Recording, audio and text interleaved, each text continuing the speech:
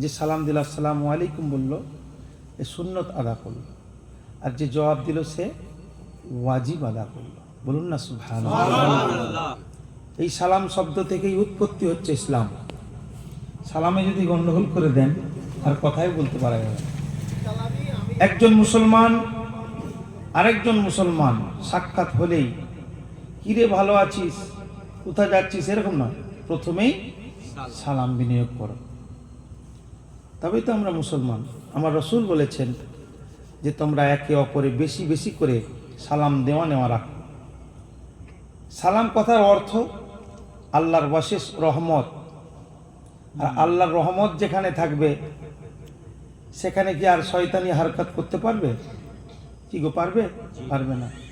ওই জন্য বাড়ি থেকে যখন আমরা বেরিয়ে যাই রুজি রুটির তাড়নায়, আমাদের বিবি বাচ্চা ছোট ছোট ছেলে মেয়েরা আমাদের বাড়িতে থাকে, তো মা থাকে, আব্বা থাকে, তো সকলকেই সালাম দিয়ে তারপর বাড়ি থেকে বেরিয়ে যান। অনুরূপভাবে আবার যখন আপনি বাড়িতে প্রবেশ করবেন আপনি সালাম দেবেন। যদি বাড়িতে কেউ না থাকে তারপরেও কিন্তু আপনি সালাম দেবেন। সালাম দেওয়া নেওয়ার জন্য আল্লাহ রাব্বুল আলামিন ওই ঘরে কোনো রকম বড় বড় বালা মুসিবত আসবে না, আল্লাহর রহমতের ছায়াই সেই বাড়ি থাকবে। বলুন না সুবহানাল্লাহ। আর যদি আমরা বাড়ি থেকে ঝগড়াঝাটি করে বেরিয়ে যাই তাহলে শয়তান অস্বসা দেবে। ঝগড়াঝাটি করে বেরালাম, আবার যখন প্রবেশ করলাম তখনও ঝগড়াঝাটি, তখনও খারাপ খারাপ ভাষা, তাই না? অতএব সালাম দেওয়া নেওয়া রাখতে হবে। আল্লাহ রসুল সাল্লাল্লাহু আলাইহি ওয়াসাল্লাম বলেছেন যে তোমরা সালামের জন্য অপেক্ষায় থেকো না, কেউ সালাম দেবে তারপর ওয়ালাইকুম আসসালাম বলবে, এরকম অপেক্ষায় থেকো না, তুমি বরং তার থেকে আগে তুমি সালাম দাও। হযরতে আলী মুর্তজা রাদিয়াল্লাহু তাআলা আনহু, মওলাই কায়নাত যাকে বলা হয়েছে,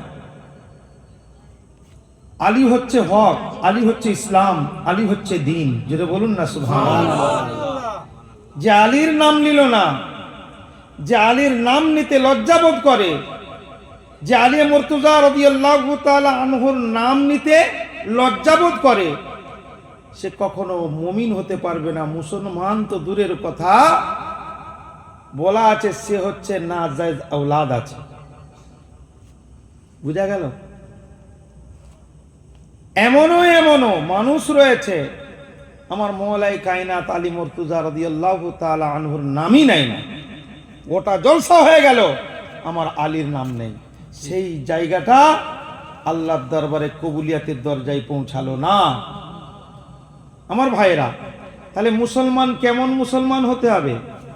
আমরা সুন্নি তো বলি, তো আমরা সুন্নি মুসলমান, আর আমরা আহলে সুন্নাতুল জামাআত।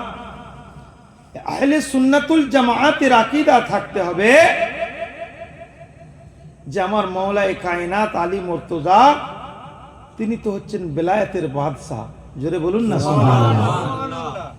আমার নবী পাক সাল্লাল্লাহু আলাইহি ওয়াসাল্লাম বলছেন, ও আলী, আমি যা জানি আমার আল্লাহ রাব্বুল আলামিন তাবারক ওয়া তাআলাকে আমি যা জানি তুমি জানো না। জোরে বলো সুবহানাল্লাহ।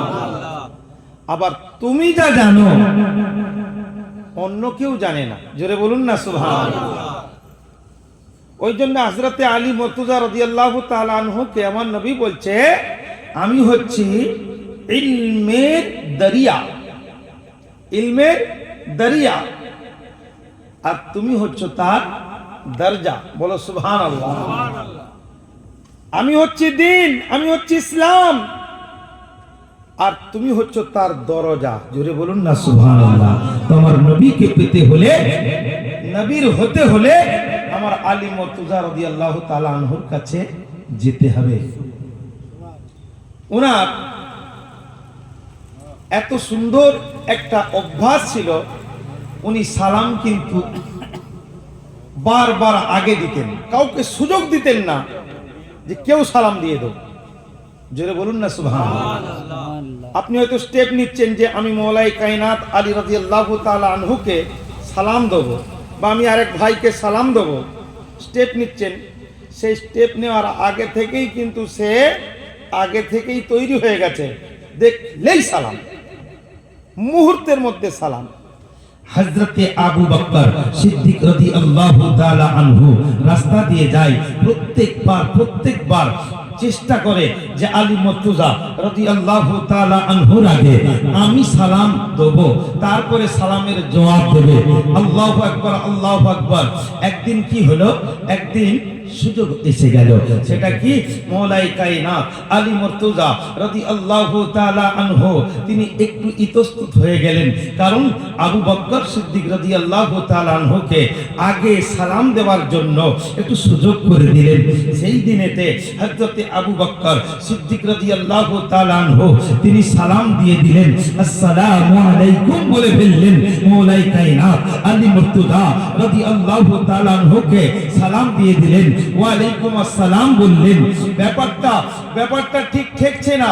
হযরতে আবু বকর সিদ্দিক রাদিয়াল্লাহু তাআলা আনহু যিনি হচ্ছেন আমার নবী পাক সাল্লাল্লাহু আলাইহি ওয়াসাল্লামের হাত মোবারক ধরে সর্বপ্রথম यानी के समस्त बुजुर्गाने दिने आगे समस्त বয়স্ক মানুষের আগে সব থেকে আগে কে ঈমান নিয়ে এসেছিল?